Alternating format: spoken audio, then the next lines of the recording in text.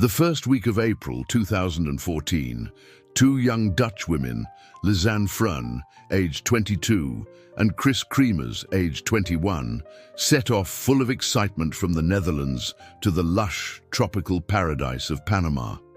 They planned to do social work while picking up Spanish, but something went horribly wrong during their trip. They vanished without a trace. Join us as we dive into the puzzling details of their story. Before we continue, please like, subscribe, and enable notifications so you never miss an update. Lisanne Frun and Chris Kremers quickly became inseparable thanks to their shared interests. They both worked at a coffee shop back in their homeland and even moved in together to cut costs. Their goal was to save up money to do social work around the world, so they reached out to several organizations. Eventually, they received a positive reply from an association in Panama after 6 months of careful planning. Their first stop was in Bas del Toro, where they were captivated by the atmosphere and felt ready to start volunteering. After spending 2 weeks in Bas del Toro, they headed to Boquete to begin their true work with local children. However, when they arrived, they were told that their volunteering would be postponed for another week due to a scheduling error. With the extra time on their hands, they decided to seize the opportunity and go hiking on the well-known Lanista Trail. They brought along the dorm dog and a few essential belongings, even though their route wasn't clearly set. According to journalists Jeremy Critt and Mariana Atencio, Chris kept a diary in which he shared his frustrations about the sudden change and the poor communication, even remarking that the association's spokesperson came off as rude and unfriendly. He also mentioned that the next day they planned to talk to the director. Despite their disappointment, they chose to make the most of the situation and continued toward Chiqui. The Lanista Trail, a favorite in Boquete's Xerc province, stretches for about 5 kilometers through the dense Panamanian jungle. Its breathtaking views attract thousands of visitors. Even though the trail lacks proper signage, there have been several instances of people getting lost on the trail, much like what happened with Lisanne and Chris. On that day, April 1st, they did not return to their hosts, who assumed the girls had joined another adventure partner. A clear sign that something was off was when the host's dog returned home all by itself. The host family grew increasingly worried because it made no sense for the girls to leave alone if they had chosen to extend their jungle adventure. The day ended with the hope that they might reappear later that evening or by the following morning. However, as time went by, the hosts eventually contacted Lisanne's mother in the Netherlands to inform her of the situation. On April 2nd, the family reported the disappearance to state authorities, and a local woman claimed she had seen the young women out to lunch with a couple of boys, though details were very sketchy. Local protocol required a waiting period of 96 hours before a search could officially begin. Once that time had passed, Panamanian officials started a thorough search for the young women. Despite deploying helicopters and sending teams into areas filled with dwarf cedar oak and wild avocado trees, there was no sign of either Lisanne or Chris. They had set off in an unknown direction. Although they had booked other excursions, like a trip to FAA Las Princesas and the Baru volcano, their complete itineraries were known only to them.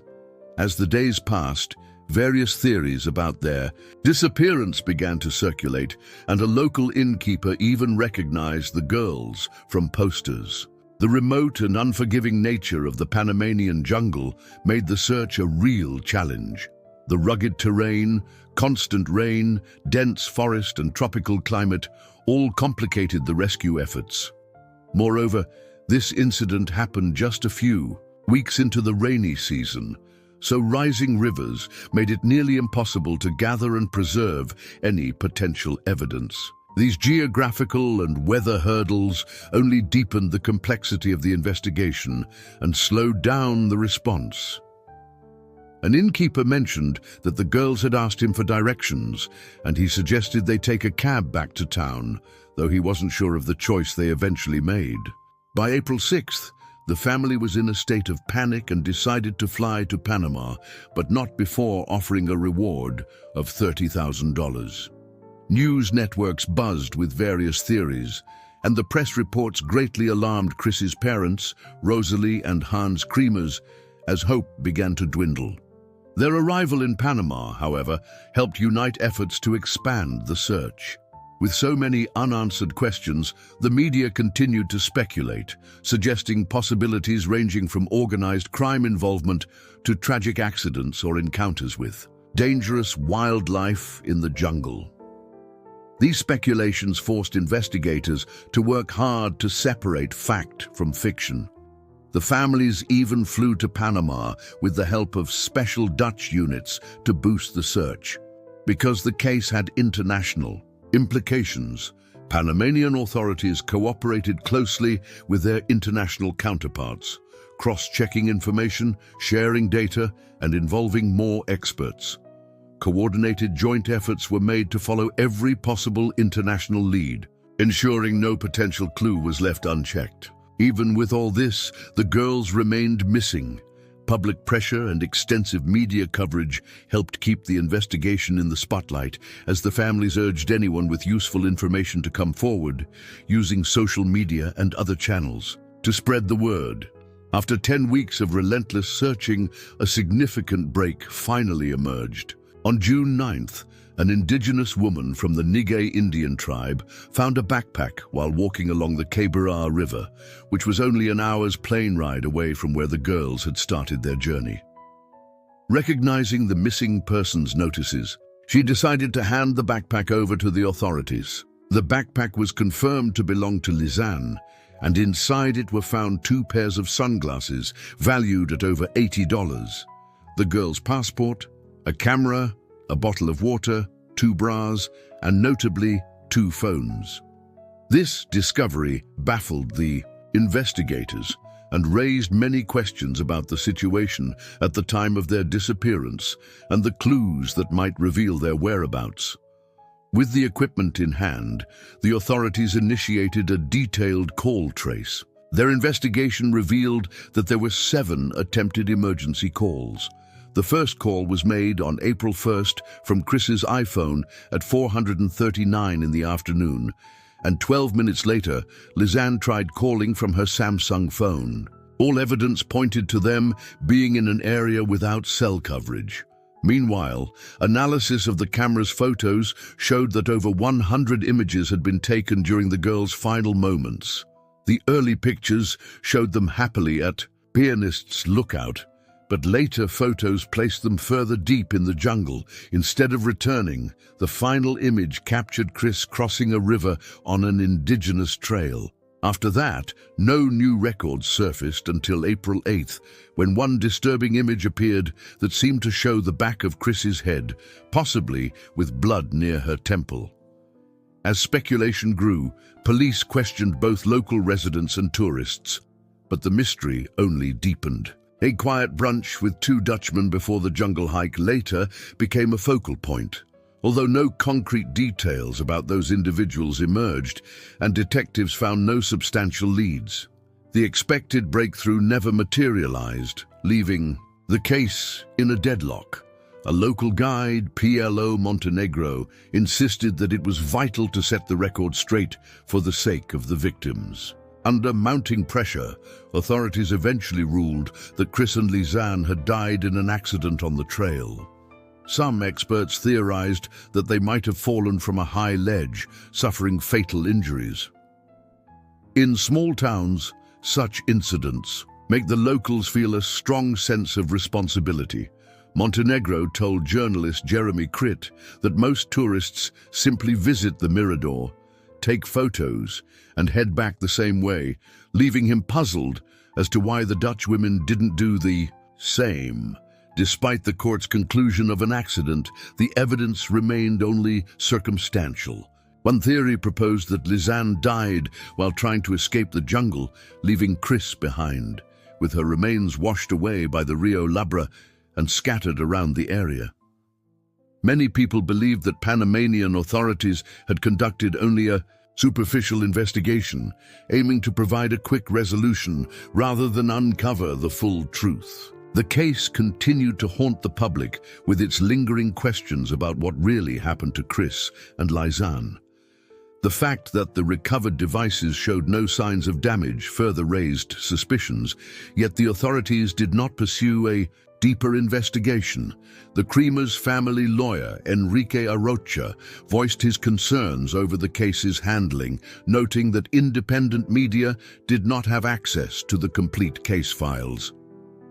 A year later, journalists Jeremy Critt and Maria Eterno traveled to Panama to follow in the footsteps of Chris and Lisanne. Authors Mario West and Jürgen Snoren read Critt's research, which hinted at possible third-party involvement, and they began questioning whether enough evidence existed to draw a solid conclusion. Determined to uncover the truth, they started their own investigation, even suggesting that Chris and Lisanne might still be alive. Their search eventually led them to Amsterdam detective Dick Steppen, who was independently looking into the case. His findings were shocking. Steppen believed that the girls had become victims of human trafficking and argued that the Panamanian investigation was riddled with inconsistencies. Despite his claims, both the authorities and the victims' families dismissed his conclusions. As the project unfolded, further research indicated that the Boquete authorities had done everything in their power to locate Chris and Lisanne, even under international scrutiny. For their work, West and Snorin consulted a wide range of experts, including behavioral scientists, indigenous community members, witnesses, police officers, lawyers, pathologists, search teams, survival experts, and a forensic psychiatrist. What was originally intended as a fictional story gradually transformed into a serious investigation, revealing that many witnesses had adjusted their accounts to fit personal narratives rather than stating the truth. Prosecutor Bida PD Kud played a role in piecing together the events from multiple viewpoints.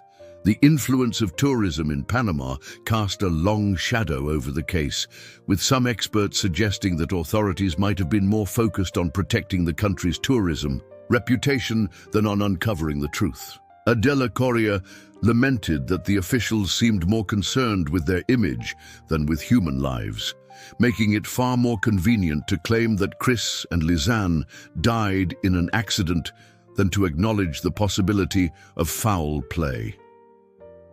They were not the only ones affected by this tragedy, as the case remained in the public eye through news outlets, online bloggers, and various social media personalities who demanded justice. Supporters even set up an online book of condolences and ensured that victim assistance specialists were available to help the families deal with their grief. The jungle had kept its secrets well, and since the disappearance of Chris and Lisanne, other tourists had either gone missing or met similar fates. Conspiracy theories flourished, and investigators continued to revisit the case in a determined effort to piece together the truth. Even Panamanian authorities found themselves under renewed scrutiny as online communities united in their quest for justice. Speculation persisted on whether the girls had fallen victim to violence or if they were merely casualties of nature's harsh, unforgiving terrain. The only certainty was that two vibrant young women had embarked on a 6-week journey from which they never returned, and now hope rests on an upcoming documentary that promises to finally bring some clarity to this long-standing mystery.